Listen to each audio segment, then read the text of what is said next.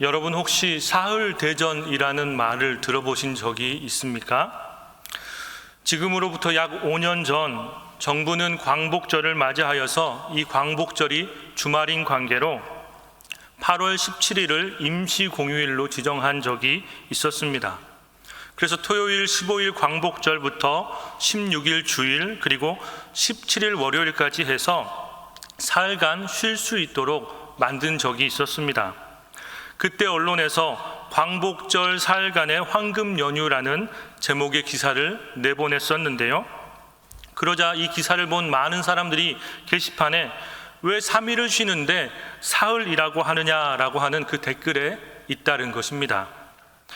이는 젊은 세대들이 사흘에 그 사자와 숫자 4를 잘못 혼동해서 기인한 것이었고, 이로 인해서 젊은 세대들의 문해력이 논란이 된 적이 있었습니다. 일례로 젊은 세대는 문어체를 가리켜서 일상생활에는 사용하지 않지만 글에만 한정되어 쓰는 글씨체라고 보지 않고 문어를 닮은 꼬불꼬불한 글씨체로 인식하더라 하는 것입니다. 고려시대에 났던 이자겸의 난을 볼 때에 정변으로 여기지 않고 이자겸 씨가 기르는 난초인가 보다 이렇게 생각한다고 합니다. 또 어떤 여성에게 참 이지적으로 보이시네요 라고 칭찬을 하면 오히려 내가 쉬워 보이냐고 화를 낸다고 합니다. 이지적이라는 말을 이성과 지성으로 해석하지 않고 영어 단어 쉽다의 이지로 잘못 듣게 된 것이죠. 반대로 고지식하다라고 할 때에 그 사람의 어리석음을 핀잔 주어서 이렇게 놀리는 것인데도 불구하고 자신의 지식이 높다는 줄 알고 오히려 좋아하더라는 것입니다. 이렇게 세대 간의 말이 통하지 않는 이유는 같은 언어도 다르게 해석하기 때문에 그렇습니다. 그런데 여러분, 이렇게 우스갯소리 몇 가지로 우리가 예를 들었지만 현실은 훨씬 더 심각합니다. 이러한 사소한 세대 간의 소통이 힘들게 되고 이것들이 쌓여서 결국에는 갈등을 만들어낸다는 것입니다. 그런데 신앙의 언어도 마찬가지입니다. 우리가 하나님의 말씀을 들을 때에 그것을 각자 자기만의 경험과 세상의 기준으로만 해석하다 보면 자칫 그 하나님의 말씀을 오해할 수 있습니다. 우리가 오전에도 말씀을 나누지 않았습니까? 그래서 우리는 하나님과 제대로 소통할 수 있도록 성령의 조명함을 받아야 하는 것입니다. 이 시간 우리가 함께 말씀을 나눌 때에 성령의 조명하심이 우리에게 있어서 하나님 말씀을 오해하지 않고 고지곧대로 분명하게 알아들을 수 있기를 간절히 소망합니다. 우리가 함께 자주 사용하는 종교 용어 중에 영광이라는 단어가 있습니다. 그런데 이 영광이란 단어도 종종 그 의미를 다르게 해석할 때가 있다는 것입니다. 먼저 여러분은 영광하면 무엇이 떠오르십니까? 어떨 때 여러분은 영광스럽다라고 이야기를 하시나요? 화려하고 웅장한 건축물을 바라볼 때에 이거 참 영광스럽다 이렇게 이야기하십니까? 강력한 군대, 무기 이런 것들을 보았을 때 영광스럽다 이렇게 생각하나요? 저 높은 빌딩의 그 첨탑을 바라볼 때에 진짜 높구나 하면서 여러분 영광스럽다라고 여기십니까? 이도 아니면 양으로 많은 사람들이 몰려 있을 때에 이거 참 대단하구나, 참 영광스럽다 이렇게 생각하시기도 할 것입니다. 그런데 이런 것들은 주로 세상에서 말하는 영광입니다. 이런 영광을 추구하게 위해서 세상은 우리에게 자꾸만 과도한 경쟁을 부추긴다는 것입니다. 그 과정 속에서 우리는 때로는 소중한 가치를 포기하기도 하고 부정과 편법에 익숙해지기도 한다는 것입니다. 영원하지도 않은 그 영광을 누리고자 애쓰며 수고하며 살아가는 그런 인생들이다라고 말할 수 있는 것이죠. 그런데 문제는 신앙 안에서도 이 영광을 바랄 때에 이러한 방식으로 접근할 때가 있다는 것입니다. 교회 외관을 화려하고 웅장하게 쌓는 것에 치중하기도 하고 지역사회에서 1등하는 교회를 만들기 위해서 주변에 있는 교회들과 보이지 않게 교인수 경쟁을 하기도 합니다. 때로는 부정이나 편법을 저지르면서도 이 정도는 사회적 통념이야 하고 눈치고 지나갈 때도 있습니다. 그렇게 해서 얻어진 영광들을 자랑하지만 이는 하나님을 영화롭게 하기보다는 우리 스스로가 그 영광 안에 도취될 때가 있다는 것이죠. 우리는 자금의 그런 현실에 영광의 부작용들을 참 많이 보고 있지 않습니까? 예수님께서 말씀하시는 영광은 이런 것들과는 차원이 다른 것이었습니다. 예수님은 우리가 읽었던 오늘 본문의 말씀을 통해서 진짜 영광이 무엇인가에 대해서 이야기해 주고 있습니다. 우리는 이 영광을 크게 두 가지 모습으로 살펴보도록 하겠습니다. 첫 번째, 주님께서 말씀하시는 참된 영광은 복음이 전파되는 것이 영광이라고 이야기를 하고 있습니다. 사랑하는 여러분, 예수님은 복음이 확장될 때에 그 확장되는 모습을 바라보면서 영광을 받으십니다. 우리 본문 말씀 20절과 21절 말씀을 다시 한번 읽도록 하겠습니다. 시작. 명절에 예배하러 올라온 사람 중에 헬라인 몇이 있는데 그들이 갈릴리 베세다 사람 빌립에게 가서 청하여 이르되 선생이여 우리가 예수를 배우고자 하나이다 하니. 아멘. 유월절에 예배하러 올라온 사람 중 몇 사람, 헬라인 몇 사람이 예수님의 무리를 찾아왔습니다. 그들은 헬라파 유대인이 아니라 순수 헬라인들이었습니다.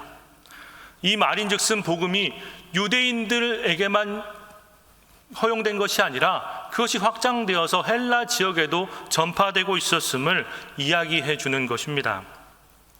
그들이 와서 빌립을 먼저 찾은 것이 그 증거였습니다. 여러분, 빌립은요, 베드로나 우리 야고보나 요한처럼 공관복음에서 자주 등장하는 그러한 제자는 아닙니다. 그런데 헬라인들이 찾아와서 빌립을 먼저 찾았던 것을 볼 때에 이 빌립이라고 하는 인물이 갖고 있는 특징이 있거든요. 그것은 이 빌립이라고 하는 이름이 헬라식 이름을 가지고 있었기 때문입니다. 예컨대 한국 사람들 중에도 이름이 외국 이름 같은 이름들이 있지 않습니까? 예컨대 노아라든지 시온이라든지 한나라든지 언뜻 들었을 때에 이게 한국 이름인지 영어 이름인지 헷갈릴 때가 있습니다. 그런데 외국 사람들이 그런 이름을 들을 때 훨씬 더 친숙하게 느끼는 것이죠. 그래서 예수님을 무리를 찾아왔을 때에 헬라 사람들이 헬라식 이름을 가지고 있는 빌립을 먼저 찾았던 것입니다. 여하튼 그들이 예수님을 뵙고자 했을 때에 예수님에 대한 대답이 또한 재미있습니다. 우리 23절 말씀 함께 읽습니다. 시작. 예수께서 대답하여 이르시되 인자가 영광을 얻을 때가 왔도다. 아멘. 여러분, 누가 찾아와서 만나자 이렇게 얘기를 하면 보통 뭐라고 대답하십니까? 그래 보자 하거나 아니 내가 지금 시간이 안 되는데 못 만날 것 같은데 이렇게 이야기하는 것이 보통 일반의 대답 아니겠습니까? 그런데 갑자기 인자가 영광을 얻을 때가 왔다라는 모호한 대답을 예수님께서는 하신 것입니다. 이 말씀은 이제까지 유대인들만 예수님을 믿고 있었는데 비로소 복음이 경계를 넘어서 이방인에게도 흘러갔던 것, 이 복음이 확장된 것, 이것을 가리켜서 예수님께서 영광이라고 이야기를 하고 있는 것입니다. 예수님은 특정 한 무리와 집단 안에 복음이 갇혀지는 것을 원하지 않으셨습니다. 자기들끼리만 모여서 올망졸망 그렇게 복음을 이야기하는 것을 원하지 않으셨습니다. 그런데 이 복음이 담을 넘고 경계를 넘어서 이제 유대 사회를 넘어서 다른 이방 지역들에게도 전파되고 있었다는 것이 새로운 헬라 사람들이 예수님을 찾아오는 것으로 보고 그 증표를 삼았던 것이죠. 그렇게 예수님은 복음이 갇혀 있는 것이 아니라 열려지고 확장되기를 바라고 있었다라는 것입니다. 우리가 잘 알고 있는 말씀입니다. 사도행전 1장 8절 말씀입니다. 제가 읽어드리겠습니다. 오직 성령이 너희에게 임하시면 너희가 권능을 받고 예루살렘과 온 유대와 사마리아와 땅끝까지 이르러 내 증인이 되리라 하시니라. 아멘. 예수님은 복음이 예루살렘 이 지역 안에 갇혀 있는 것이 아니라 이것을 넘어서 유대 땅 전역에 전파되어지고 또 이방 땅인 사마리아 지역에도 전파되어지고 그리고 그것이 땅끝까지 이르러 복음이 증거되기를 바라고 계셨습니다. 그렇게 복음이 점차 확대되다가 결국에는 어떠한 그림까지 꿈꾸셨는가? 마가복음 16장 15절 말씀입니다. 잘 들으십시오. 제가 읽어드리겠습니다. 또 이르시되 너희는 온 천하에 다니며 만민에게 복음을 전파하라. 여러분, 그러니까 예수님의 마음속에 있었던 것은 온 천하와 만민이 담겨 있었던 것입니다. 비록 유대 땅 예루살렘에서 복음이 증거되고 전파되기 시작하지만 결국 주님은 거기에 머무르기를 원하지 않으시고 온 천하와 만민에게까지 복음이 증거되기를 바라고 계셨던 것이죠. 계속해서 확대되다가 이 세상 전체를 다 채워나가기를 바라고 계셨던 것입니다. 또한 마태복음 28장 19절에서 20절 말씀입니다. 이것은 제자들에게 주님께서 주신 마지막 당부의 말씀입니다. 제가 읽습니다. 그러므로 너희는 가서 모든 민족을 제자로 삼아 아버지와 아들과 성령의 이름으로 세례를 베풀고 내가 너희에게 분부한 모든 것을 가르쳐 지키게 하라. 볼지어다 내가 세상 끝날까지 너희와 항상 함께 있으리라 하시니라. 아멘. 지금 주님은 너희는 가서 누구에게로 가라고요? 모든 민족에게로 가라고 말씀하고 있습니다. 그리고 그 사람들을 제자로 삼고 또 세례도 주고 또 하나님 말씀대로 살도록 복음도 가르쳐서 그들 가운데 함께 있으라, 이렇게 말씀하고 있는 것이죠. 예수님은 그 사명을 가지고 이 땅에 오셨고 우리 역시 그 사명을 이어받아서 감당하기를 바라고 계신다라는 것이죠. 그렇게 복음이 확장되어지는 모습을 바라볼 때 주님은 영광 받으신다라고 이야기를 하고 있는 것입니다. 그런데 여러분, 당시에는 이 복음이 살던 지역만 넘어가면 되었습니다. 그렇게 내가 살고 있던 지역에서 조금씩 더 확장되어지는 것으로 만족할 수가 있었습니다. 하지만 오늘날은 어떻습니까? 우리가 서두에 이야기했던 것처럼 이제는 지리적인 문제가 더 이상 문제가 되어지지 않습니다. 서로 소통되어지지 않는 세대 간에 연결되는 것이 필요하고 때로는 반목하는 그 집단 사이에서도 이 복음이 전달될 수 있어야 하는 것이죠. 막힌 담이 있다면 헐고 또 대화가 통하지 않은 사람이 있다면 그 사람과 소통할 수 있어야 하고 사랑하기 어려운 사람이 있다면 그 사람을 사랑하게 될 때에 비로소 복음이 전파되고 예수님이 영광 받으실 수 있게 된다는 것입니다. 흔히들 우리의 복음이 땅끝까지 증거되어야 한다, 땅끝까지 전파되어야 한다라고 말하고 있는데 과연 그 땅끝이 어디인가? 이런 질문에 우리에게 잘잘법으로 유명해진 우리 청파교회 원로 목사이신 김기성 목사님은 이렇게 답을 했습니다. 누구나 위태한 사람이 바로 땅끝이다라고 말입니다. 사랑하는 여러분, 그 위태한 사람에게까지, 그 우리가 볼 때에 불안해 보이는 그 사람에게까지 그 복음이 증거되어야 한다는 것이죠. 그렇다면 여러분, 우리에게 있어서 땅끝은 어디입니까? 혹시 여러분 눈에는 땅끝이 지금 보이고 계십니까? 예수님은 유대인들의 전유물로만 여겨졌던 이 복음이 전파되어서 지금 자기에게 헬라인들이 찾아오는 것을 하나의 계기로 삼아서 이제 인자가 영광 얻을 때가 되었다라고 말씀하셨던 것처럼 오늘 우리에게는 어떤 증표를 가지고 주님께 영광이 올려드려질 수 있겠습니까? 예수님의 영광의 때를 위해서 지금 우리는 무엇을 할 수 있느냐 하는 것입니다. 우리가 막힌 담을 헐고 잠겨져 있는 것들은 활짝 열어서 복음으로 하나 되는 삶을 살아갈 때에 비로소 예수님은 영광 받으신다라는 것입니다. 주님의 영광을 위해서 복음의 사명을 감당할 수 있는 저와 여러분 되기를 간절히 소망합니다. 이 영광의 두 번째 의미는 바로 십자가입니다. 우리 본문 24절 말씀 함께 읽도록 하겠습니다. 24절입니다. 시작. 내가 진실로 진실로 너희에게 이르노니 한 알의 밀이 땅에 떨어져 죽지 아니하면 한 알 그대로 있고 죽으면 많은 열매를 맺느니라. 아멘. 예수님은 지금 한 알의 밀에 빗대어서 자신의 운명을 설명하고 계십니다.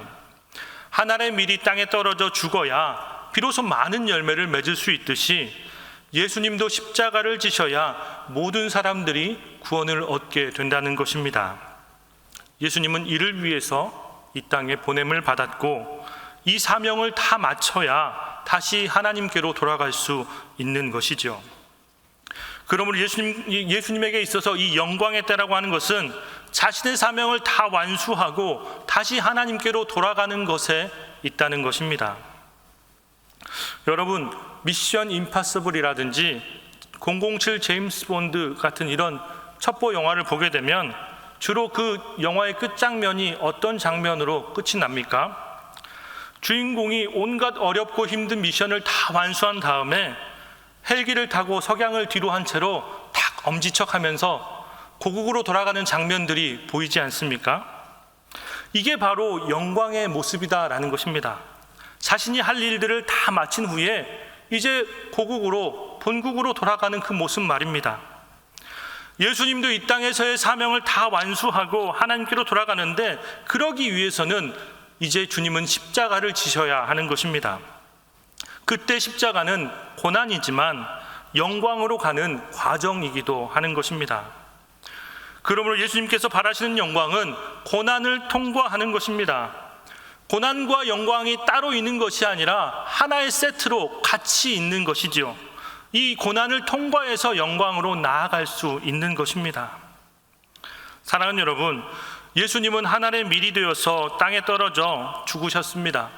그리고 그렇게 솔선수범하심으로 우리에게도 주님은 하늘의 밀이 되라고 가르쳐 주십니다. 우리 26절 말씀 함께 보겠습니다. 26절입니다. 시작. 사람이 나를 섬기려면 나를 따르라. 나 있는 곳에 나를 섬기는 자도 거기 있으리니 사람이 나를 섬기면 내 아버지께서 그를 귀히 여기시리라. 아멘. 여러분, 우리 주님은 우리가 박수와 갈채를 보낸다고 해서 영광 받으시는 분이 아니십니다. 제자인 우리가 예수님의 삶을 본받고 예수님의 길을 따라 살아갈 때에 비로소 영광을 받으시는 것입니다. 비록 그 길이 험하고 힘든 길이라 할지라도, 그 길이 자기 십자가를 지고 나아가야 하는 길이라 할지라도, 그렇게 주님을 따라서 주님이 계신 곳에 우리도 함께 있으면 그때 하나님은 우리를 귀히 여기시고 우리도 훗날 주님의 영광에 함께 참여하게 된다는 것입니다. 바울은 로마서 8장 18절 말씀으로 이렇게 고백하고 있습니다. 생각하건대 현재 고난은 장차 우리에게 나타날 영광과 비교할 수 없도다. 여러분, 바울이 어떤 사람입니까?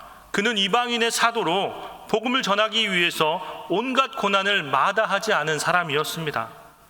그는 옥에 갇히기도 하고 40에 하나 감한 매를 5차례나 맞기도 하고 또 여러 번 죽을 고비를 넘기기도 하였습니다. 때로는 잠을 자지도 못하고 먹지도 못했으며 힘에 겹도록 심한 고난을 당해서 살 소망까지도 끊어졌다라고 고백하기도 했습니다. 그런 그가 빌립보 교회에 보낸 편지를 보십시오. 빌립보서 1장 12절 말씀입니다. 형제들아, 내가 당한 일이 도리어 복음 전파의 진전이 된 줄을 너희가 알기를 원하노라. 아멘. 오히려 바울은 그가 당한 고난이 복음이 전파되고 증거되는 것에 있어서 유익하게 되었다라고 고백하고 있습니다.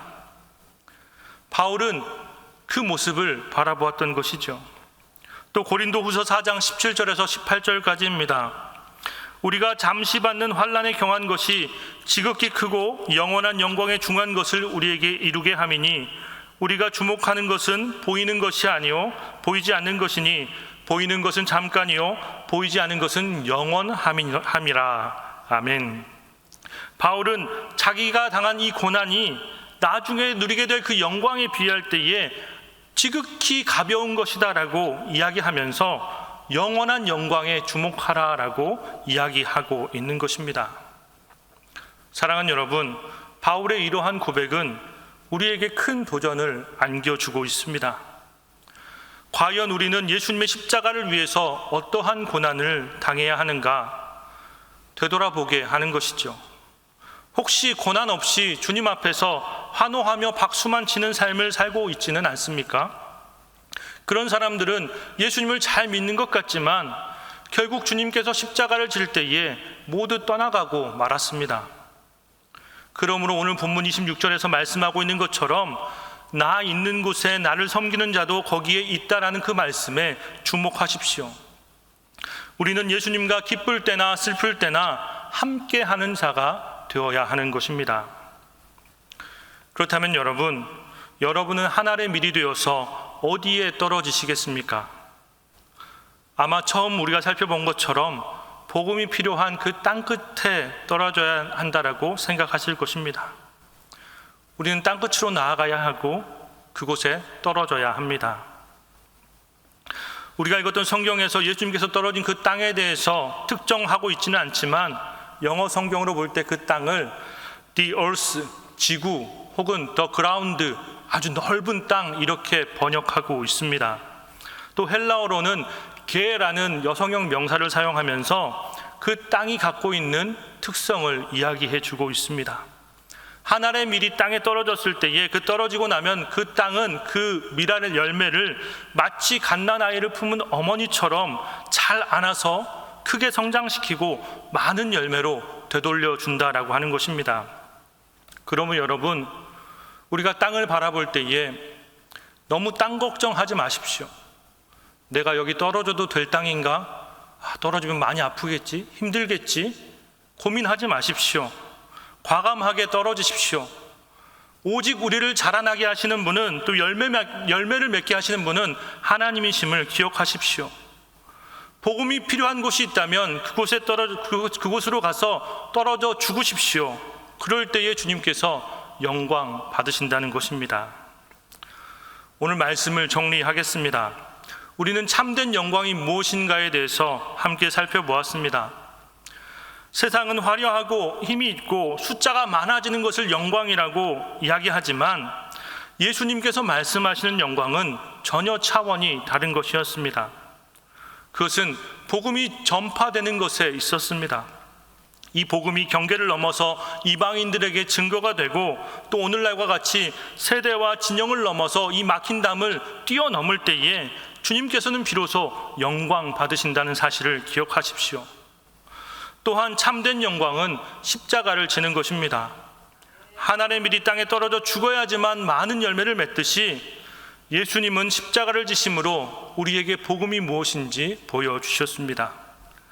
예수님은 우리에게 박수와 갈채를 원하시는 것이 아니라 제자된 우리가 그분의 길을 따르는 그 모습으로 살아갈 때에 영광 받으신다는 것입니다.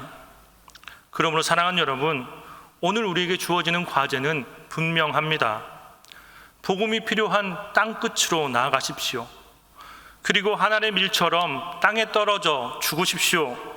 그러면 예수님께서 많은 열매를 맺게 하실 것이고 이 고난을 지나서 우리는 주님의 영광에 참여하게 될 것입니다.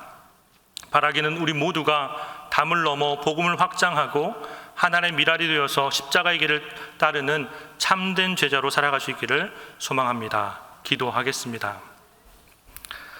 사랑과 은혜가 풍성하신 하나님, 오늘 말씀을 통해서 참된 영광이 무엇인지 깨닫게 하시니 감사합니다.